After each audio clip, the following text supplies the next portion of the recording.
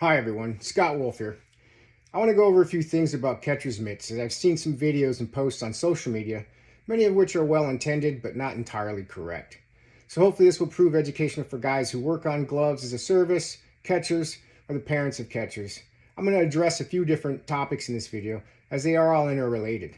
Those topics are going to be the components and materials of a catcher's mitt, breaking in a catcher's mitt, and dispelling myths, urban legends, and bad practices that are out there.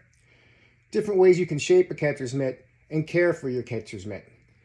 First, I'll walk you through what's inside a catcher's mitt, and we'll take a look at those parts and materials so you have a better understanding of how your mitt performs. Then we'll discuss breaking in a mitt and some of the misinformation or bad practices out there that you may have seen on YouTube or heard from someone online or at the baseball field. We will follow up with how you can shape your mitt during and after the breaking period and put to rest some of the misinformation that is out there that I've heard from YouTube influencers and repeated by others online. The last thing we'll discuss is care and maintenance of your mitt and a few products that you can use to clean and condition your mitt yourself to keep the leather healthy and looking good. So let's go ahead and get started with talking about the components of a mitt. What you see here is a Rawlings Primo 33-inch catcher's mitt that I've removed all the laces and taken the component parts off of already. So what we're going to do is, and this, what you're going to see will pertain to almost every mitt that's on the market with very little variations. So I'm going to pull the mitt apart and show you exactly what is inside your mitt and then what the form and function is of each part inside of it. So when you have a catcher's mitt, if you were to take it apart as I'm doing here and you were to pull it completely apart, when you take this, what I call the front shell or the palm shell off of the mitt, you're going to find on the back side that there's going to be an adhesive material that we in the glove community we call palm adhesive. Now this can be a heated debate, kind of like a Chevy Ford thing about whether it's needed or not. But what it is, it's a sticky substance. As you can see here, the residue of that palm adhesive in this area. Now they put this in infielders' gloves as well as catcher's mitts. And the purpose is initially there to hold the two pieces of leather. Unlike a fielder's glove, a catcher's mitt doesn't have a second piece of leather where the hand style is to hold it together. And the reason they do this is purely cosmetic, because the sticky material keeps the two pieces of leather held together. So it gives you a smooth pocket, and you don't get any bubbles that sometimes might happen when you have two brand new pieces of leather that are touching each other. But on a catcher's mitt, the only thing underneath it is this felt. And we'll talk a little bit more about this felt later. Now, this palm adhesive is the source of some problems some of you may be familiar with. That palm adhesive, while helpful when the mitt or the glove is brand new than keeping that smooth pocket, it actually creates a little bit more resistance in this area as the mitt starts to fold and as the ball impacts that. And sometimes you'll see that on your glove. You'll have creases that form in the glove and bulges it sometimes as this moves. And we'll talk a little bit more what happens when people start to break in mitts, of what happens to this palm adhesive that's inside here. The best bet that you can do is, if you send your glove or mitt off to someone to work on it, is to ask them to remove this palm adhesive. Again, it's a heated debate, but I guarantee you that if you have this palm adhesive removed after your glove is broken in, it'll perform a lot better in the long run, and you'll avoid having creases or mounds of palm adhesive building up inside your mitt. Now, with that said, we have what's called the base felt. This is what's inside of every catcher's mitt out there. It's pretty much industry standard. The only difference you're going to see is in the quality of this felt. On the lower end mitts, you'll see at most box stores. We're talking little kids mitts, but anything that's the middle to the top of the line mitt is going to have a very similar interior, and that's going to be comprised of synthetic felt, which you see here in the white, and then there's also synthetic versions of F3 felt that's used in these stacks. Now, this material is used, again, it's an industry standard. I don't care what your preference, brand is. If you open the mitt, you're going to see very similar materials with very little changes in it. There's just basically going to be some differences in the way they stack the different levels of foam in here, or foam felt, but and the order they put it in, whether or not they have hard inserts. So with that said, this is what's inside of a mitt, and you can see why now it's important, because as you see below here on this piece here, this is a piece of 12 by 12 F1 wool felt, and this goes into later on why it helps to know what's inside your mitt when we talk about the break-in process. I'll get back to that in a little bit. But as we look at this, what we see is we have our thumb section, along here, and of course, I call it the pinky stacks. Now, this foam can be ordered, and it'll be in different orders. Sometimes you'll see all F1 felt in this area, or you'll see variations of F1, F3, F1, F3, and sometimes even F3 on the top. It varies from manufacturer to manufacturer, and really what you'll get is you'll sometimes see a little bit of difference in the stiffness or flexibility, and that's kind of what you'll get from the difference between F1 and F3 felt is the durability and a little bit of the stiffness. Now, all this material are built in individual stacks, and as you can see, they're sewn and attached to this base piece, which is this back piece here, which is basically your catcher's mitt. Now, the laces go through all these holes, and it correspond to the leather on the outside. Now, again, depending on the manufacturer, and sometimes even model to model, you'll notice that in the thumb section, if you can bend it easy like this, there's no hard plastic insert. Now, industry uses inserts made out of HDPE, high density polyethylene plastic, to stiffen up these areas. Now, not every mitt has them, but they can be added by a glove guy if you want them in there. So basically, there'll be a piece inside here, and it can be anywhere in this felt stacks. I've seen them on just above the base or interspaced in between the pieces of felt here. And this basically moves up the entire length of the thumb. Now, this is there so when you heard of people getting thumbed when they catch, it keeps the thumb from bending back or hyperextending the wearer's thumb and protects him from that injury. Now, it's not 100%, as we know, but it does stiffen up this thumb piece. Part of the problem is, and I'm going to talk about it now, is that a lot of wearers, especially the younger ones or people that buy a mitt that's too big for their hand, they'll improperly adjust the thumb loop. So what ends up happening is when your thumb is properly sits in the thumb loops on, your thumb will sit behind this stack of felt to protect it somewhat. It's not going to be perfect. It's going to be somewhere around here on this area, and you can usually feel where it's going to be. Now, the problem with that is that on younger catchers or catchers that don't adjust their thumb loop correctly because the hand stall is too big, is their thumb will creep out into what is the palm, which is right here of the mitt. And of course, you can see if you take a ball or catch a ball there, it's going to hurt. So that goes back into properly adjusting your thumb loop and make sure you get a mitt that has a hand stall that fits your hand. Again, that plastic insert will help reinforce this to keep it from bending and keep this over the life of the mitt a little bit stiffer so it doesn't start to sag or bend inadvertently. The other piece of plastic is inserted in the toe, what we call the toe, and it extends from basically here down to these two holes here. And again, it provides stiffness in this mitt to give it some rigidity and keep this portion of the mitt in the same shape. Now, you'll oftentimes see catchers after a ball is thrown and they'll bend their mitt here.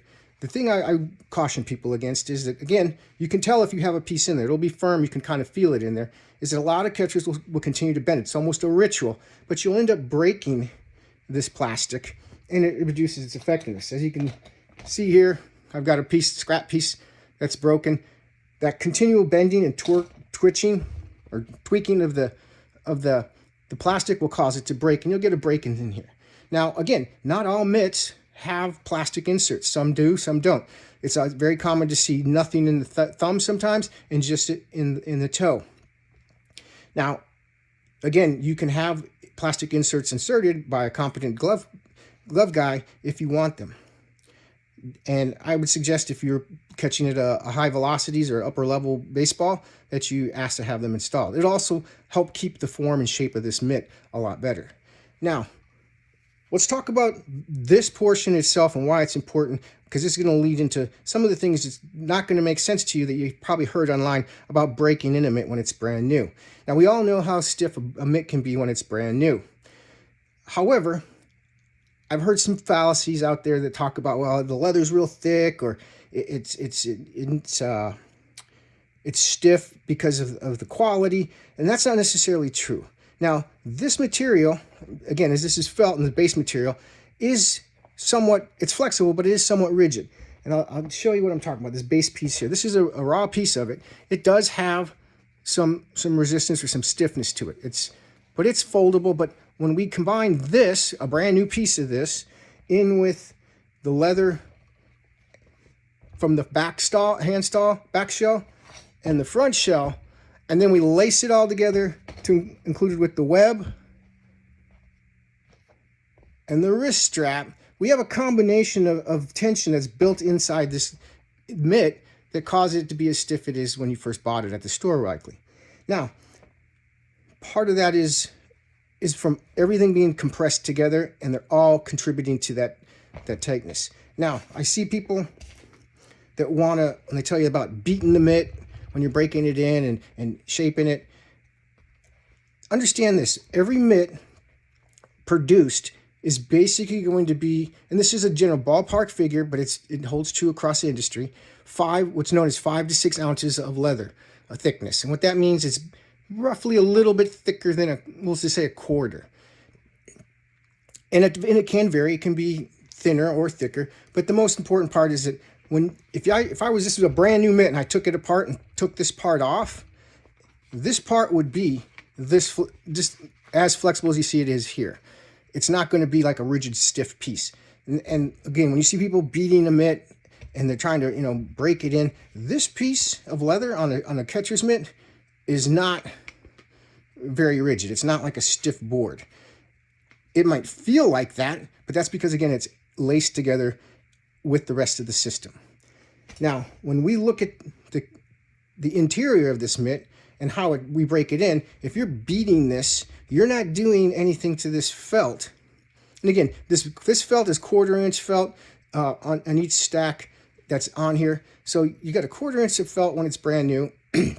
If you're beating this, you're spreading this palm adhesive out into this mitt, which is not really conducive to making it work. It may feel like it does. And of course, I'll kind of circle back on this, is palm adhesive, if you warm it up or heat it up, or if it's the mitt's outside or in the sun, it'll get soft and becomes very flexible. But when it cools down, it gets hard.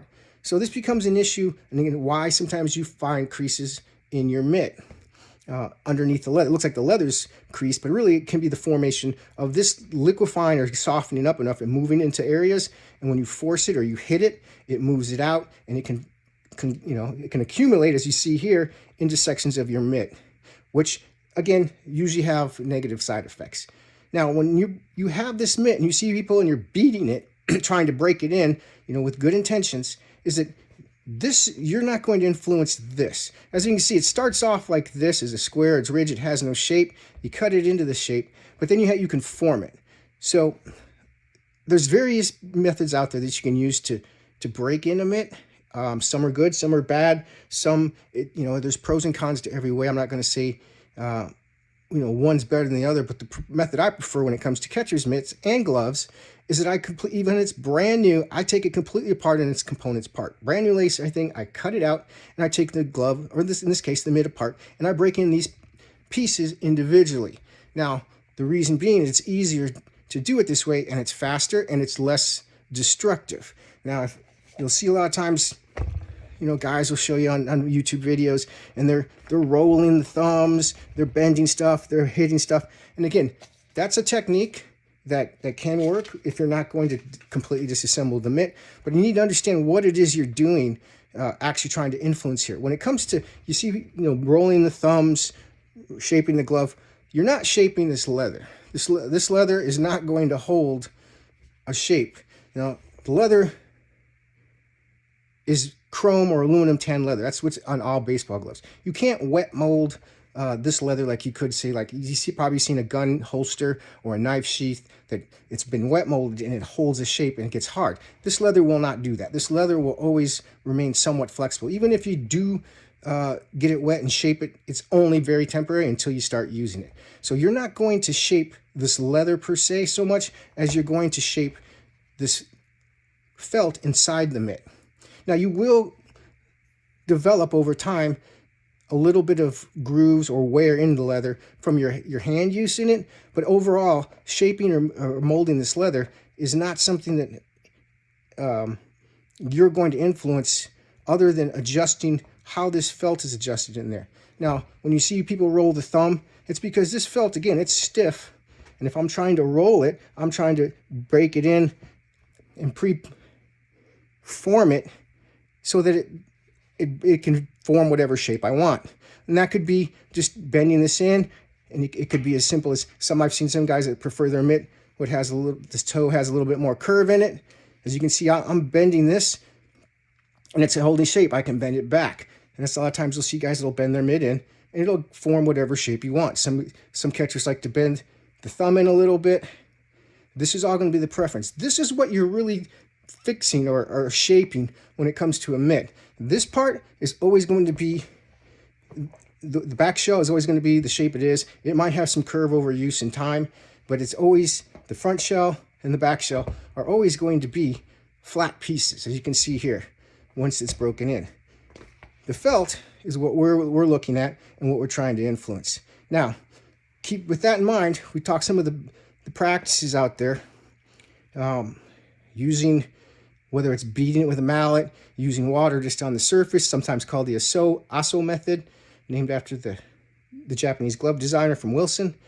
And some, again, I'll call it bad practices, people that will tell you they'll completely submerge a glove or a mitt into a bucket of water, whether it's hot or cold, doesn't matter, and pull it out. Now, now that you know what's inside of a catcher's mitt, which is wool. This is, in this case, it's synthetic. This is a piece of 100% wool, is going to get completely soaked.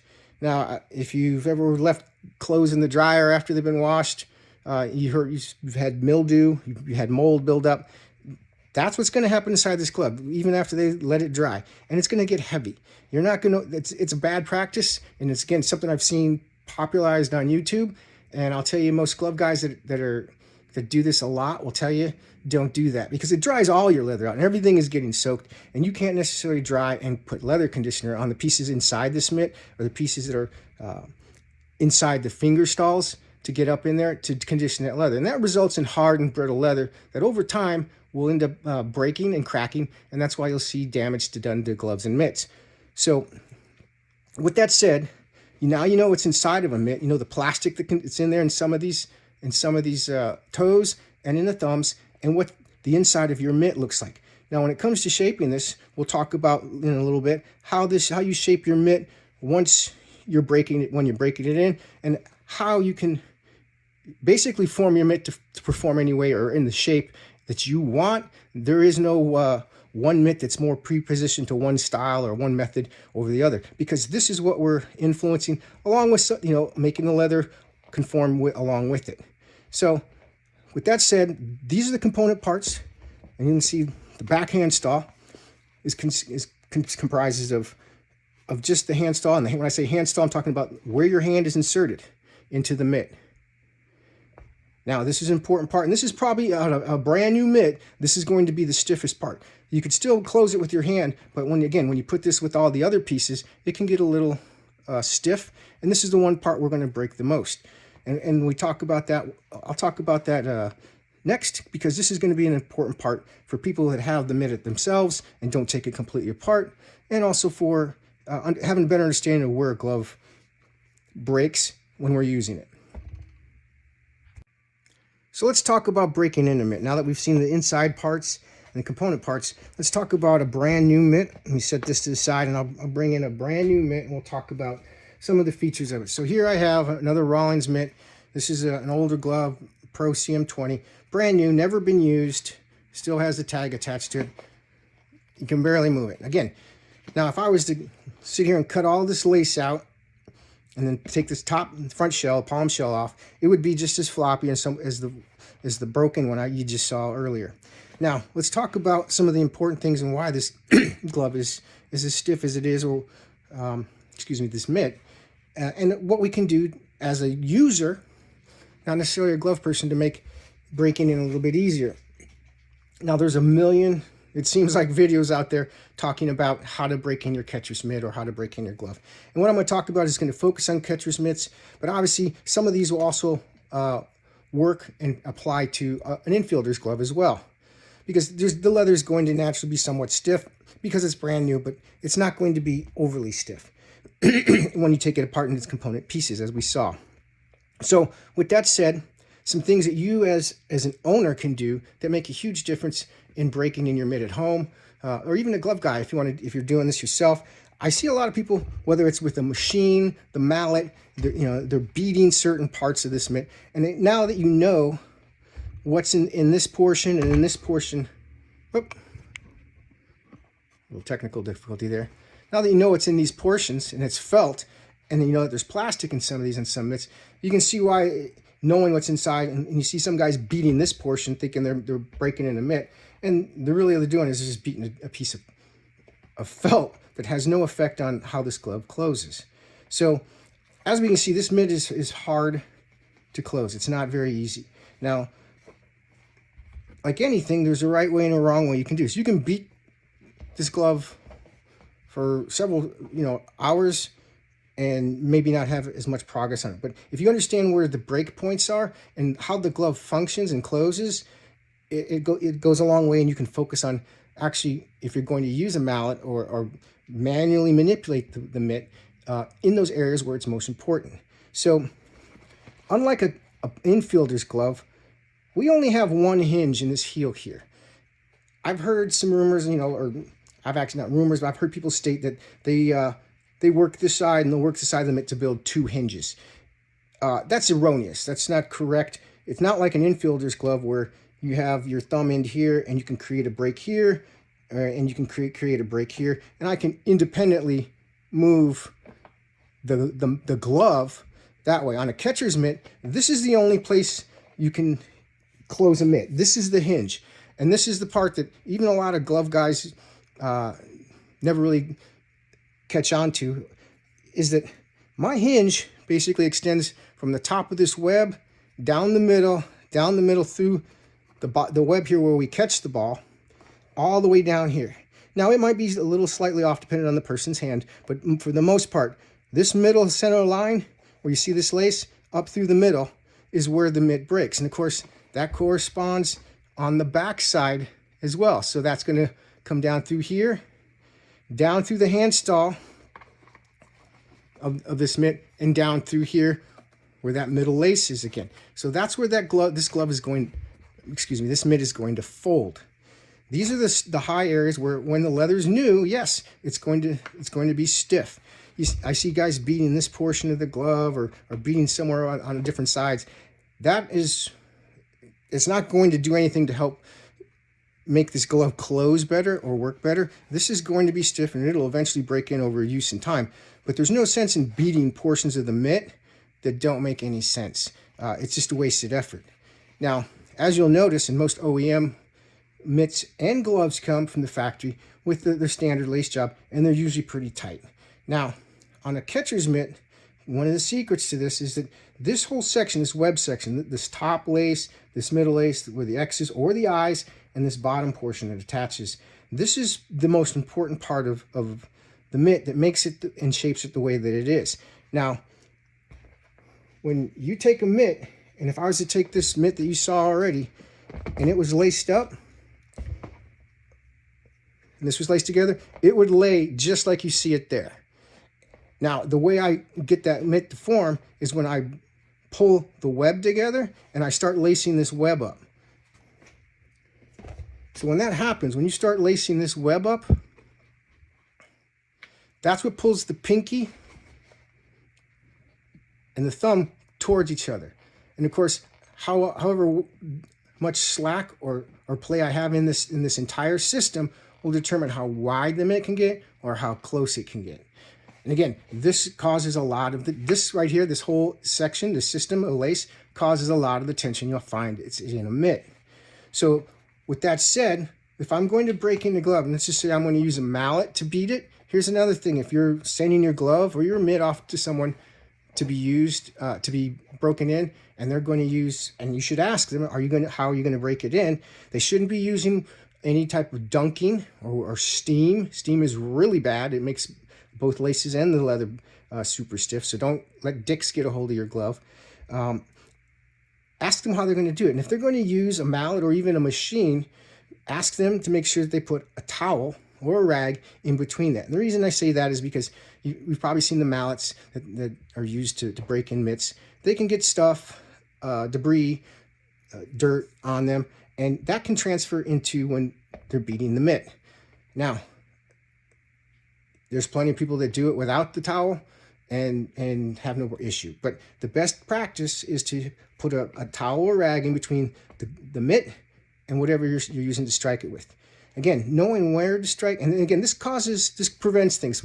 I've seen gloves, mitts that come back from companies that they're known for breaking in gloves and mitts, and the users have had issues because this leather surface, this top grain, has been damaged from the beating that it received because it was directly on it and touching it, and it causes a pebbled looking appearance and distressed, and it's damaged the top grain of this leather. So you can, again, there's a right way and a wrong way. Sometimes an excess of the right way can be a bad thing in itself. So when you get a glove or mitt back, if it looks a brand new glove or mitt that you sent for break-in and it comes back looking like it's seen a seasons of use already, that glove breaker or glove person that broke it in didn't do it correctly. They've damaged your glove. Now it'll still work probably. It doesn't look brand new like you sent it in.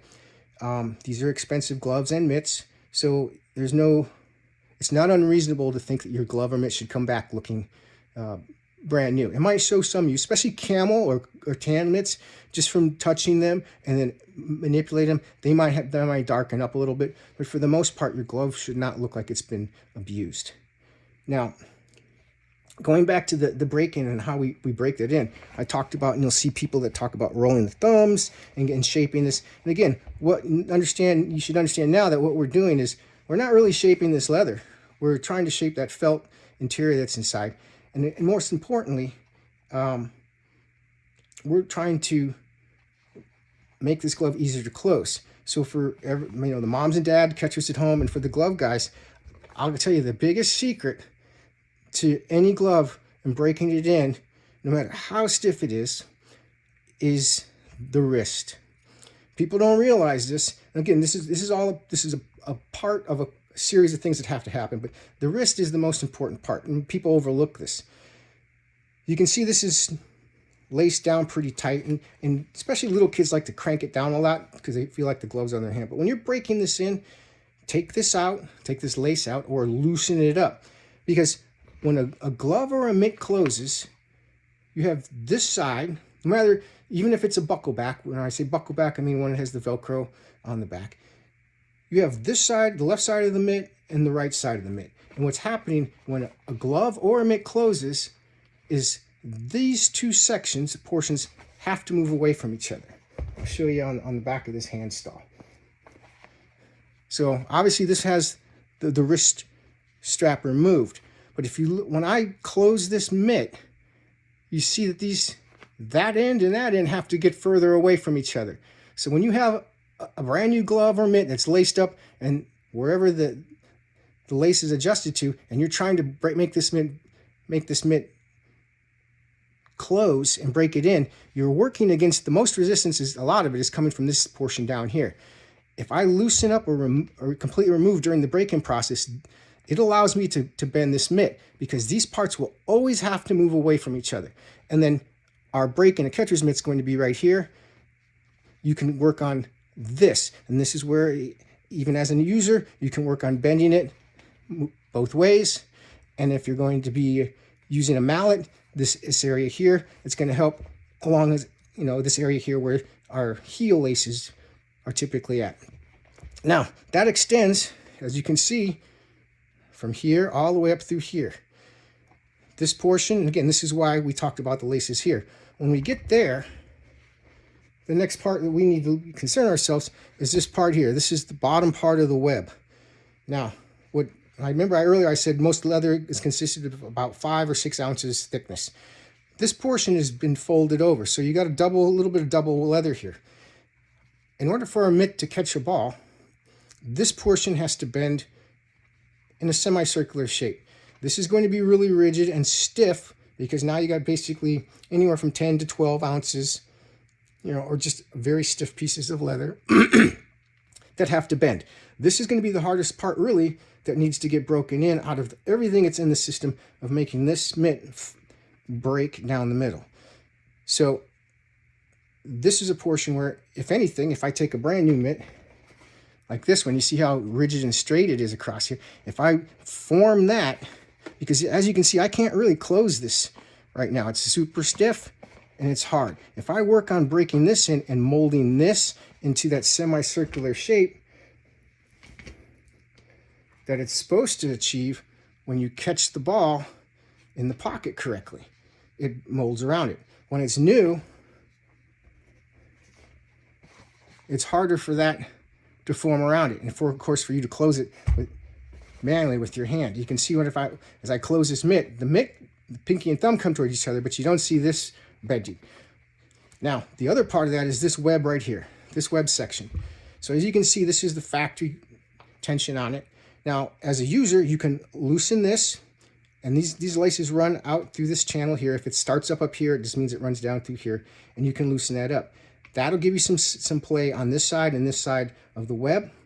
And on this thumb side, you can undo that. And these laces run through here, and this is what forms your X or your I, bars, some people call them bars, your I's here, runs out to this side, comes in, comes back across, and this is where this knot forms. If you undo this knot and you pull on this, and you introduce a little bit of slack, it'll give you a little bit more room and allow this to bend, because this web has to bend just like this part does. So here's my disassembled piece.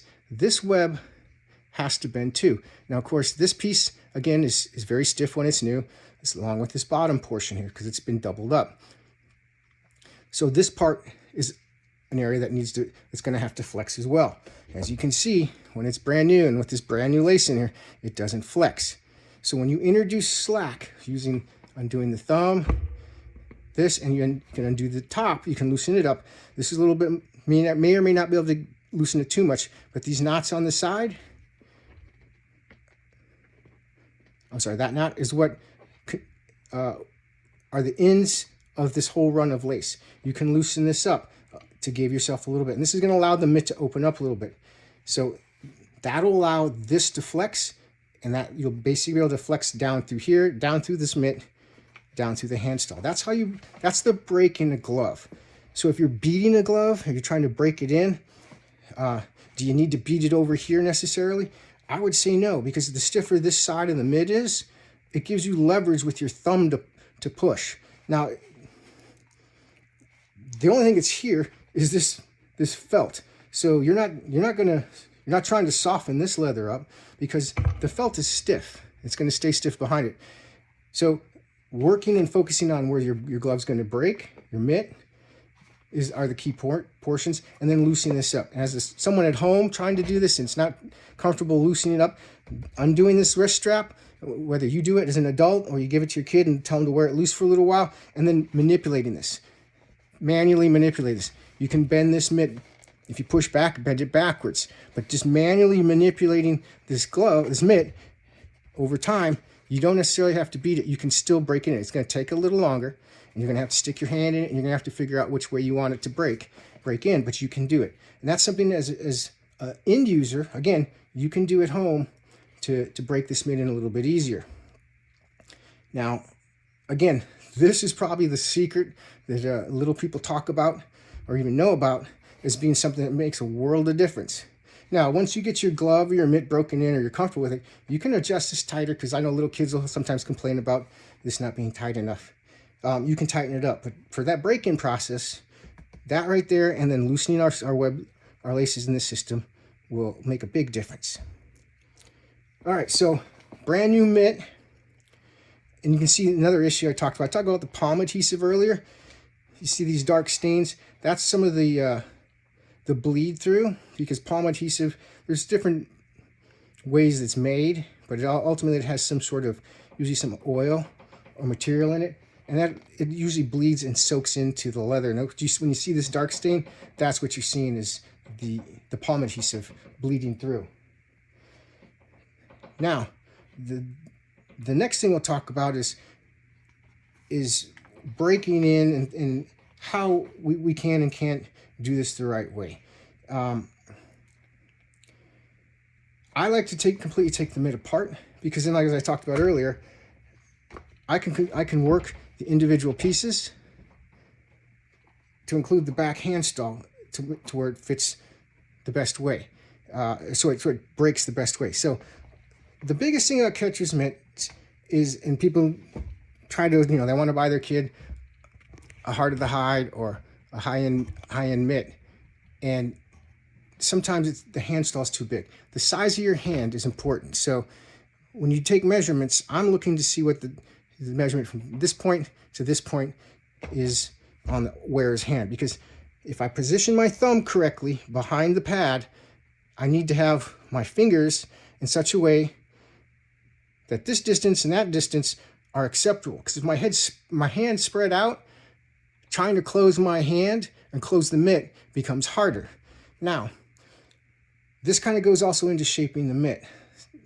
So when this is curved as such, and it's on the wearer's hand, how the wearer's hand fits in here and this how spread out it is will determine how hard or easy it is for them to close it. Now, I talked about how the web controls how wide and how spread out it is. When gloves or mitts are laced tighter, it can take a hand stall that's too big for the wearer and make it a little bit more acceptable, because it allows this distance between the end of the pinky and the thumb to come closer together. If I was to lace it wider, it's a little bit more, it spreads the wearer's hand out, so it can be a little bit harder to close sometimes, especially when new. Now, getting the right hand stall is critical to having a mitt, because if you have a small child whose hand is too small, it's not going to have enough strength, or it's not going to cover enough in order to close this mitt correctly. And that's where you'll see sometimes, especially on players, infielders' gloves, where you'll get weird breaks, or you'll see bulges in the palm here where their fingers are pushing through because their hand's not big enough for the glove and it's too much glove.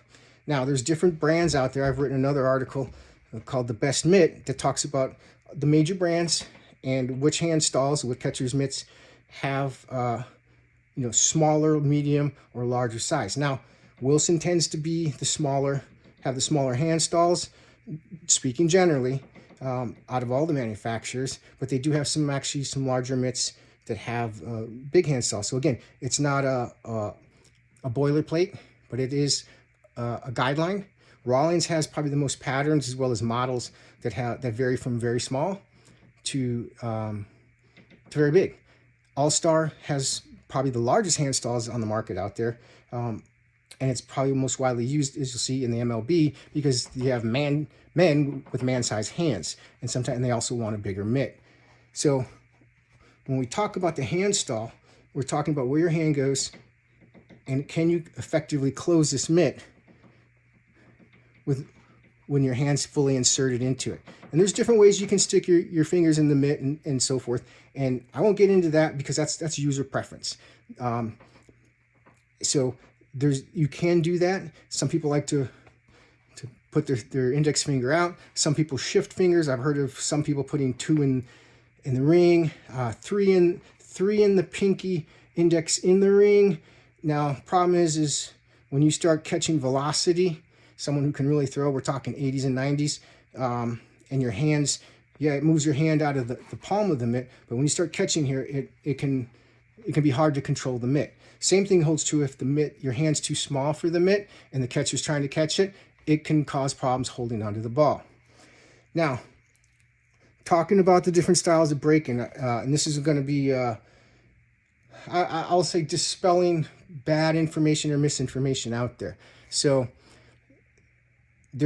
I've seen a video about what's called a box break-in and a flat break-in, and I've seen people argue with each other and with me over what it is and what you can and can't do. So now that you've seen the inside of a mitt and you know what's inside of it,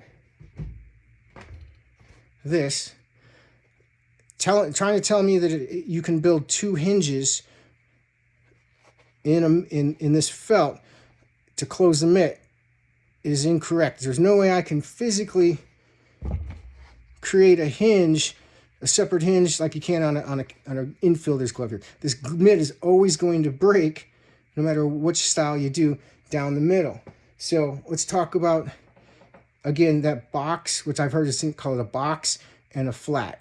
And I've heard people say that brand X is more suited towards a box break-in, or brand Y is more towards a flat.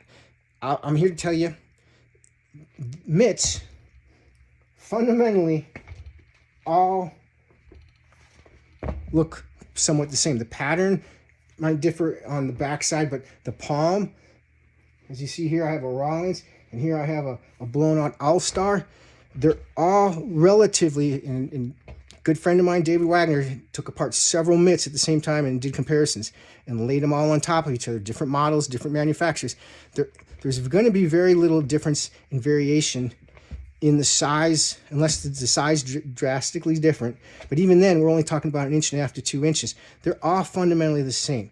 So to tell me that one mitt is made in such a way that it's predispositioned to play in the box more than another one is not a factual statement. It shows a lack of understanding of how catcher's mitts are built and how they function.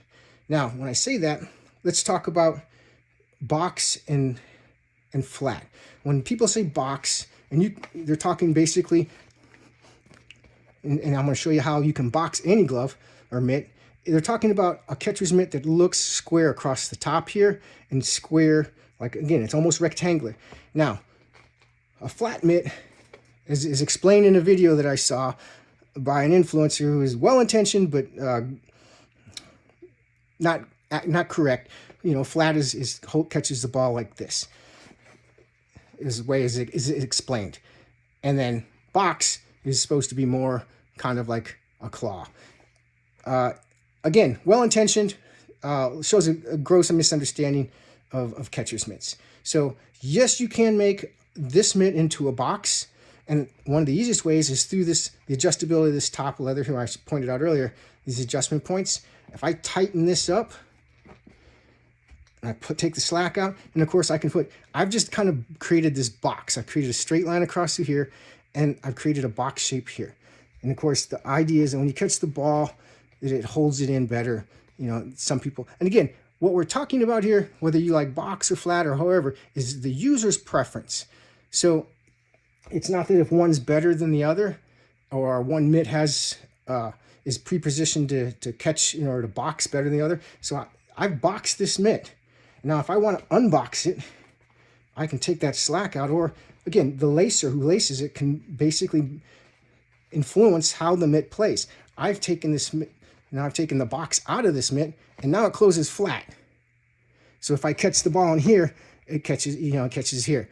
Now, the argument I saw was that, well, if you catch it here on a flat, they bounce out. And so box is better because it's square and it'll trap the ball lower. Again, it's user preference. I'm not going to tell you which one's right or wrong, but as a catcher, I have my preferences. And if you look at the MLB guys, you're not going to see many guys with boxed mitts. If anything, even just recently, Stan Yerger came out, who's the owner and manufacturer of All-Star Sports, and was saying that all of the trend is going to larger and larger mitts. The diameter. This is a 34-inch mitt, and they want a larger mitt for more surface area to catch the balls that have velocity and that have movement. Again, it's a preference. If you prefer a box, that's fine. What I'm here to tell you though is that any mitt, I've got probably 30 mitts sitting here next to me from every manufacturer, all different models, and I can tell you right now, I can lace this system up to where it boxes like I just showed you, to where it boxes, or I can open it up to where it plays wider and you get more of a thumb to pinky, pinky pad closure. Now,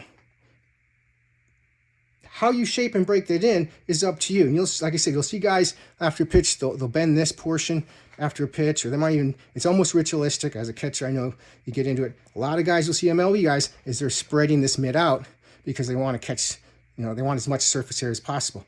You'll see guys bend this portion in, and some people like to bend this portion in. You'll see some European, Japanese, some mitts, some guys will bend this portion, this toe in a lot towards it's drastic. That's user preference. I can do that through shaping that. And so now what I'm doing is, it's not the leather, it's the felt in here that I'm helping move, or I'm just trying to shape. So with that said, and how you shape your mitt should focus on one thing. At the end of the day, I'm trying to catch the ball, and this is where the pocket is. Pocket is, you'll see on this one, it has a seam, stitching along here. We're catching it here. Young catchers sometimes catch the ball up here, which is incorrect. This is not where we catch the ball. We should be trying to catch the ball here. Honestly, right at the top edge, we shouldn't be and as a glove guy, I see a lot of wear on the web here, and the dye's worn off, and there's leather wear. It tells me the catcher's catching the ball a little too high. You should be catching the ball lower in the mitt, and that's the actual pocket. Now, yes, sometimes you will, you got some nasty sliders, some curveballs. You'll catch some balls that have movement. Sometimes you might catch it there, and you're just, you're hanging on just to hold on to the ball. But the ideal portion is a place to catch the ball is in the pocket of the mitt. And whether it's squared, boxed, or whether it's flat, or however you want to, whatever method you want to call it, as long as you catch it in there, it's going to stay in there. Now, being able to close it down, again, when I close this mitt, you see what I'm talking about? You see how this web, it bends there, and then my mitt's bending here, and it's bending here. If I box this mitt, that's the other argument I saw, is that if I box this mitt somehow closes differently. Like, okay, yeah, it's a box. It closes. I have two hinges. No, you don't. When I close this, look what happens. It's boxed. It's still basically closing down this line that we talked about here, down from the top all the way down through here. So it doesn't really matter. It's not a correct statement to say one mitt is better for boxing and one mitt is better for not boxing. It shows a lack of understanding of how catcher mitt works. So with that said, that talks about the parts, breaking in and shaping the mitt. Again, so we'll talk about leather care. Now, as an owner or as a glove guy, there's a bunch of stuff out there. I'm not really advocating for one over the other. I'm just going to show you some products because I believe in evidence proven, so I'll try things and make an educated decision myself about what does and doesn't work.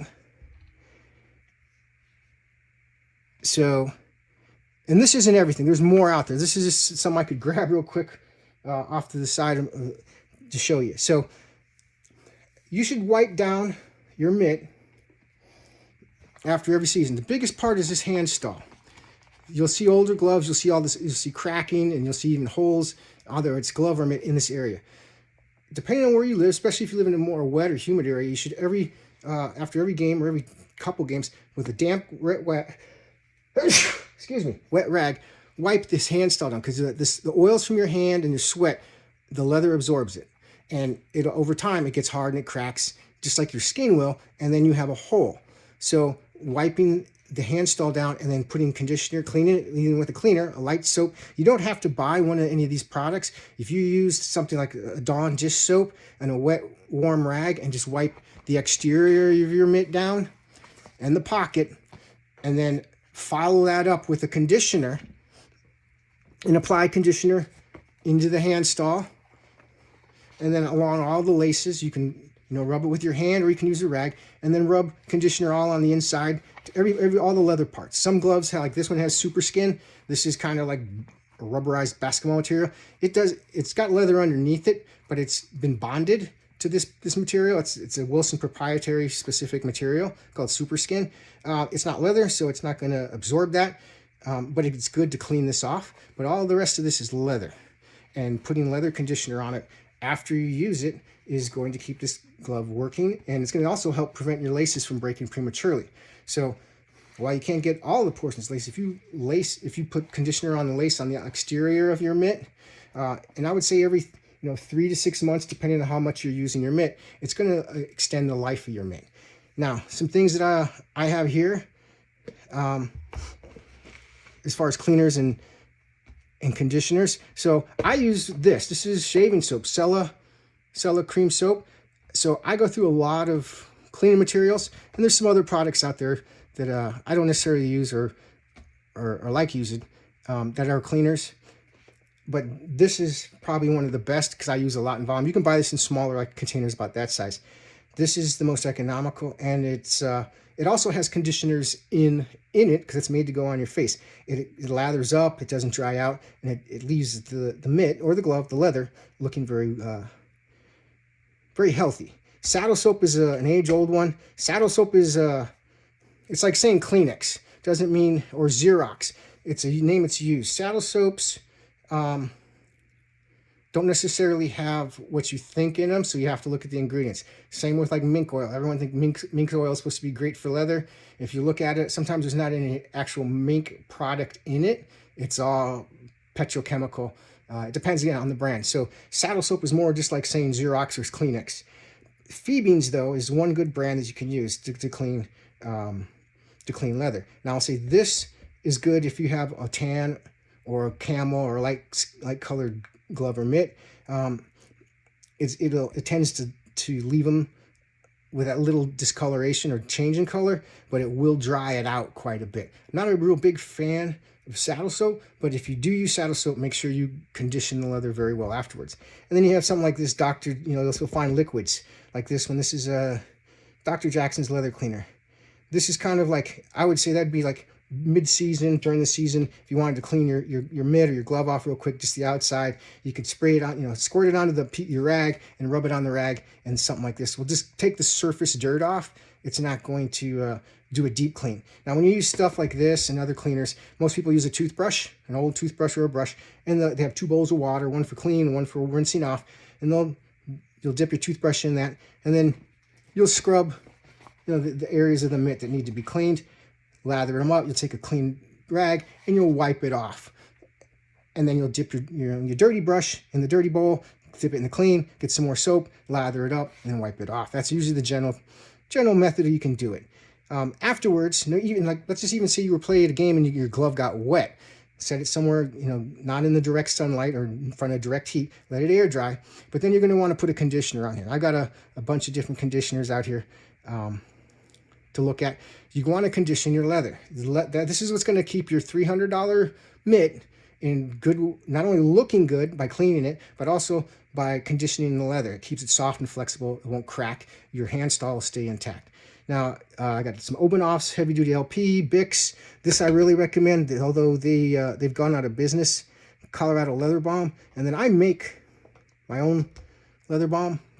This is Wolf Balm, and I've posted the recipe on how to make it yourself at home. It's super easy. If you can make ramen noodles, you can make your own leather conditioner. And it's not just for baseball gloves. You can use it on anything leather.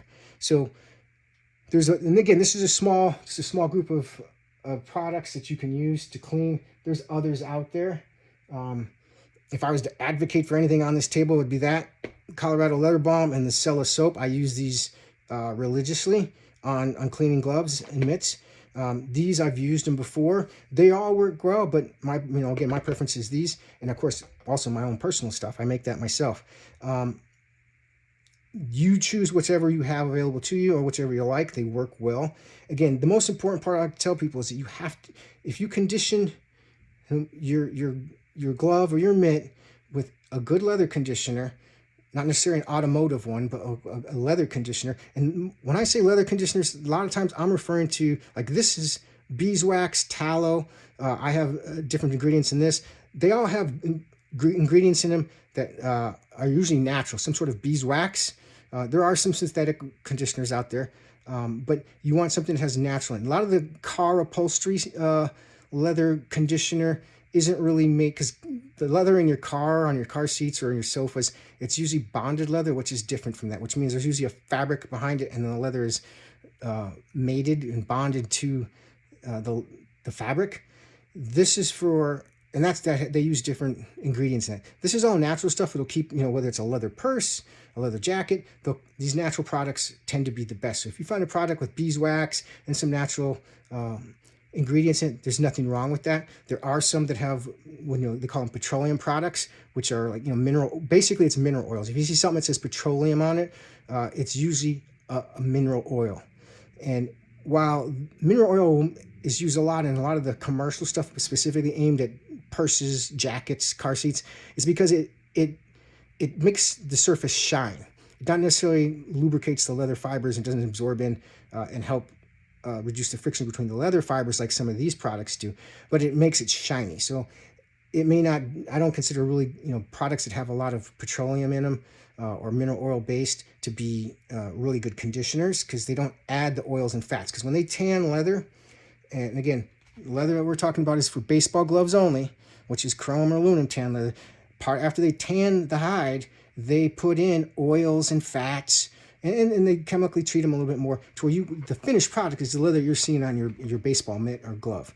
And putting those oils over, they will evaporate over time. That's why using heat and steam, anything that's detrimental, again, putting water allows the leather fibers to swell, and those fats, oils, and lubricating materials will evaporate or migrate out because the leather fibers swell up. You got to put it back in. And by doing that, throughout the season, you'll keep your glove happy and healthy. And it's your mitt or your glove should last you for several seasons. Now, the other thing is, like, this leather if you take care of it, it'll last a long time. But what will happen is, as we talked about, what's inside this felt interior, it'll wear down over time. You'll see, in this area here, or where people catch the ball a lot, it wears down and it deteriorates. Even this is, you can see the wear and tear on this one. This could be rebuilt. You send it to a competent glove guy. They can rebuild this entire thing. All these felt stacks, I rebuild the base. I call this the base portion. You got your toe sections. I rebuild all this. I cut out custom pieces of HDPE plastic, and then I by hand sew all these in. A good glove guy can fix this. So you can have a glove that's super floppy, worn out. Maybe your catcher's starting to feel the ball a little bit more, and the glove's several seasons old. You can send to a glove guy, and if you ask him to replace this, you're basically going to have a brand new glove. Like, you'll still be able to form it and shape it the way you want. You're not going to lose it completely, but you'll have this broken in leather from your glove, and it'll feel and play like almost a brand new mitt. And you're going to pay a fraction of the price. You're not going to pay $400, $300 to have a felt interior made. So with that said, hopefully this is proven useful to you, and I've dispelled some of those myths and bad practices. Again, recap on that. Don't let anyone dip your glove or your mitt in buckets of water. Don't let them use steam. If they're going to use a mallet or a machine to hit it, make sure that they're doing it with a rag or a towel in between your glove, your mitt, and the instrument they're striking it with. And make sure you clean and condition your leather. You do that, you're going to have a lot longer lifespan of your mitt, and hopefully you find this useful.